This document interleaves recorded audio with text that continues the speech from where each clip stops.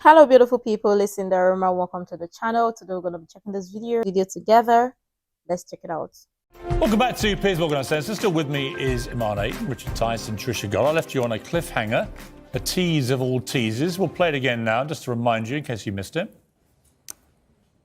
I watched you yesterday and the day before. I watched you be gaslit by two ignorant black women. I actually felt quite sorry for you. So I want to say welcome to the club, Piers Morgan. How does it feel to be gaslit when claiming something is racism? How does it feel? It's annoying, right? It's annoying.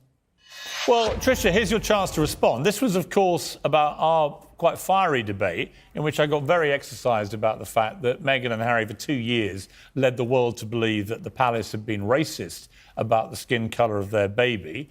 And then they decided to turn around and say, actually, we never meant that at all, which I thought was deplorable. You defended it, and that was Imarn's verdict on your defence. I was basically getting gaslit. What's your response? Not so much the gaslit bit, but I guess Imarn and I would have to agree to disagree. I wouldn't call anybody ignorant just because they don't agree with my point of view. And I don't think it's helpful, especially when we're discussing something like racism, and you know, one black person calling another person ignorant because they don't agree. That I find sad. I'm saddened by that, and you know, so I'm not going to pick a fight with Imarn about that because I've seen that happen you know, I've worked in the media for 35 years. I know how that game's played. So that would be my only comment. She's entitled to her view. You're entitled to your view. I'm entitled to my view. But I actually think it's quite disgraceful to label someone ignorant purely because they don't agree with you. So it's not acceptable. Do people actually accept that? Because, I mean, you hear some group of people that when they don't agree with what you say, they come against you and start labeling something and saying something. In fact, now, the society we live in, people use the word racism loosely. It has lost its essence. It has lost its true meaning. And honestly, some people don't want others to air their view or air their point of view because they want their own to supersede others. To call someone ignorant, but you can call them disgraceful. Imarn. Well, no, I said doing it is disgraceful. Well, it's the same thing, isn't it? It's the same thing. You just called it No, disgraceful. I'm saying... Imarn, you're disgraceful for calling Trisha Sorry. ignorant. I think it's... Well, Trisha, we just heard you. You just said she was disgraceful. Exactly. So let her answer the charge of being a disgrace. I didn't say she was disgraceful. OK, Imarn, you're a disgrace for calling Trisha ignorant. I think I'm awesome, personally, so I just want to throw that out there. Secondly, I never called you ignorant because you didn't agree with my opinion. I called you ignorant because you have a lack of knowledge. There's a clear difference, and it was never about a view. It's about just understanding facts. And when we talk about unconscious bias, that's based on feeling. That is a fact, Trisha. So it's not about me and you disagreeing as two black women. I'm going to call you ignorant in spite of your colour if you have a lack of knowledge. Simple as that. Oh, thank you so much. You're welcome.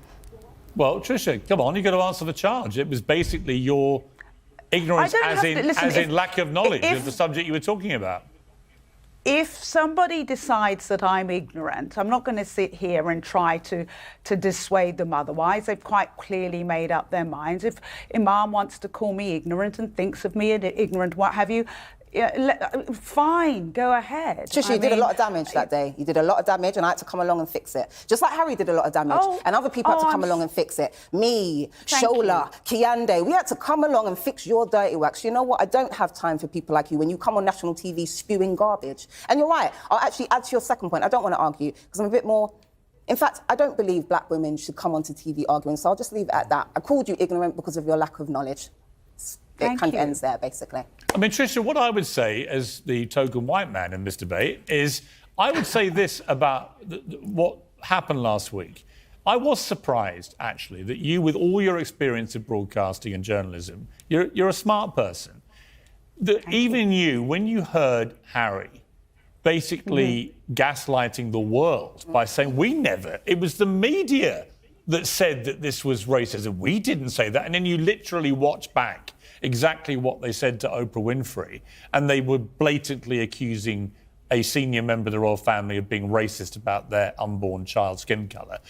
I was surprised that you couldn't find it in yourself, notwithstanding your support for them, but as a black woman, to understand the damage that that did in playing the race card as strong as they did to Oprah Winfrey, and then expecting 2 years later we would all just sit back when they go, we didn't mean it as racism, and we'd all go, oh, that's all right then. After 2 years of incessant headlines around the world calling the royal family racist because they had called them racist.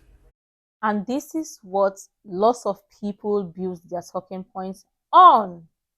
Because obviously, they'll be like, oh, if Harry and Meghan are from the inside and Meghan thought this way, then who are they from the outside not to think the exact same way? So lots of people judge it by that. And hence you hear lots of people say, oh, the royal family is racist and all of that. Really? It's how cheap racism is now. That people use it for just one kind of, for anything, just because somebody don't agree or somebody sees something differently from the way you do is racist. Or, okay, maybe because it is coming from somebody you don't like. Okay, now I understand what they mean.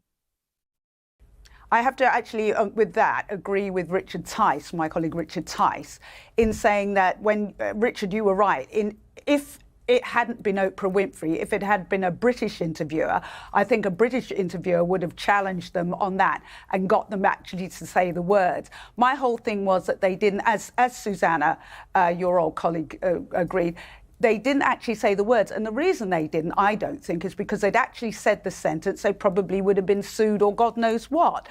So my whole argument was they didn't actually say the words. Yeah, but hang on, Trisha, hang on. As I said to you last week, the key line to me, the key line in that whole thing with Oprah was when Oprah did actually follow up with one and said, are you saying that the concern was that if the baby's skin colour was too brown, too dark, that would be a problem? And she said, yes, basically, you may well think that. Pretty safe assumption. That was a direct charge of racism. Exactly. I would have pushed it further. I would actually say, I would have actually asked the question, are you saying that somebody in the royal family is racist? Yeah, but I don't actually, look, I agree, and I would have done, but actually I don't think you needed to. I mean, Richard Tice, putting aside all the what side you're on of this debate, and look, there are lots of people who don't agree with me, I get it. But on that, I did feel completely incensed for the royal family that for 2 years they had to put up with this charge of racism against all of them because we never got told who it was that supposedly expressed this concern. And when you watch back that exchange with Oprah, it was unequivocal. Yeah. When you watched it back, she specifically said that it would be a problem if the baby's skin colour was too dark.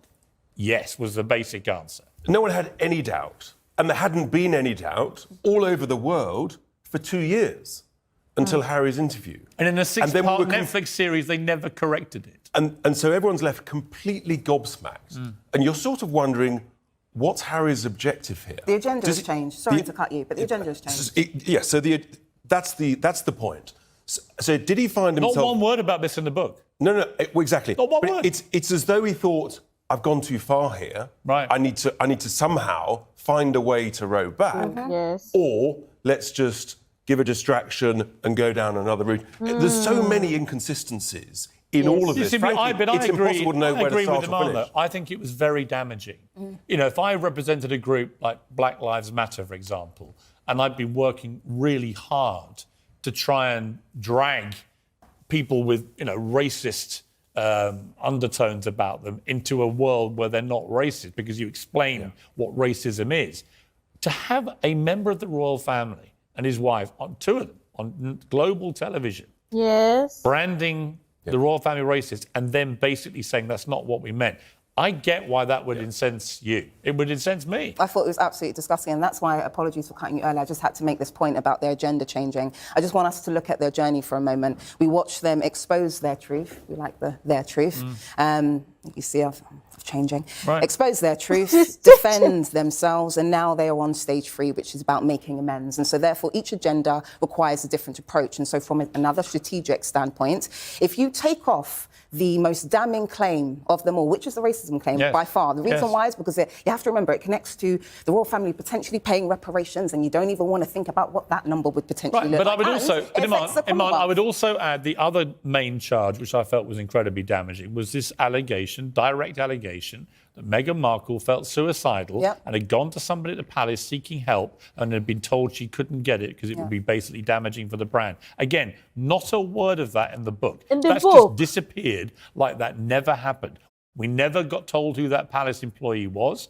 For all we know, they might still be working there. Did they say that? Did they look at a woman saying, I'm suicidal, and say, you can't get help? I didn't believe it at the time. I don't believe it now. Not a word in the book. And this is, again, I think, a form of gaslighting on that issue. Yes. So you've got race and mental health were the two sticks to beat the royal family with. Both of them now shattered in terms of any evidence. I will not defend the indefensible. I know that people like Trisha and many others try. I'm not prepared to do it. Once I realise you're a liar, you're a liar. I will defend what I believe in, but once you've crossed that line, you've crossed that line. Right. That's a really good example of the contradictions. I hate to point out contradictions. I'm a big fan, or was a big fan of both of them. But even the whole therapy thing, I mean, I could sit here and defend, you know, for very long lengths of time, sit in conversations defending them. But the reality is they've contradicted themselves. They contradicted themselves when it came to the whole therapy thing. I'm sorry, let's be clear. They're liars. They've contradicted themselves. They are liars, they have lied. And they have lied on a global stage repeatedly and caused enormous damage. And I said this 2 years ago, nothing has changed my mind. In fact, if anything, the disingenuousness of the race charge being removed, the mental health stuff just disappearing and not being mentioned again, has all just confirmed to me I was right all along. I mean, it's been concreted in stone, this lying, these inconsistencies. And you sort of wonder, where does it go from here? The only upside is that Clarkson's done the royal family a favour. Yeah, and I agree with that point. They have to maintain the moral high ground, say nothing, do nothing, send an invitation, but make sure through the back door they understand they're not to come. Because I don't blame them. You know who I blame? It's the people that put a price tag on mental health, racism, and victimhood. Because obviously people know that, okay, when they play some emotional card or play some certain card, it sells, and it sells to some particular group of people, or it caters to some particular group of people more, and some particular group of people will listen more. Because you hear people now say, oh, the royal family is racist and all of that. Okay, when you start asking them what's the reason why, you hear them say, oh, because they said this, or they heard so and so say this. Seriously, like, looking at the book, there are a lot of details, a lot of things that he wrote in that book, and obviously people would say, yeah, inconsistencies. So at what point do we know which one to believe, or do people now know which one is true? I mean, do you think people are wrong for asking the necessary questions? And it's how they just want to go about their day or go about their business like nothing happened, or they did not say nothing. So people should look past everything or all of this that they've done.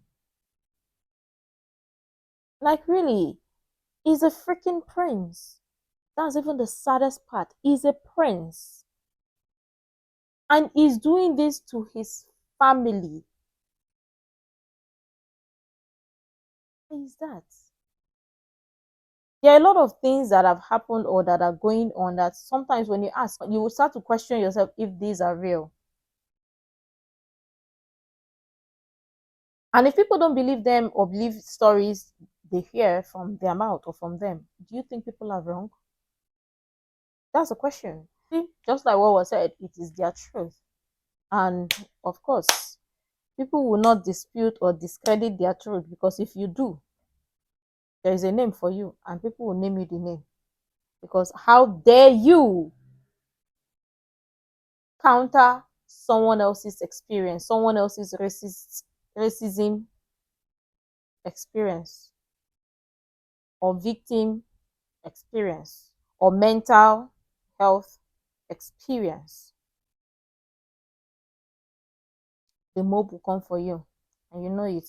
But let me know what you think about this. I'm sure tons of people have interesting things to share. I would really love you to share that. You can share the useful information I think might be really helpful. Make sure to like, comment, and subscribe, and all of that stuff. And until next time, see you in the next video.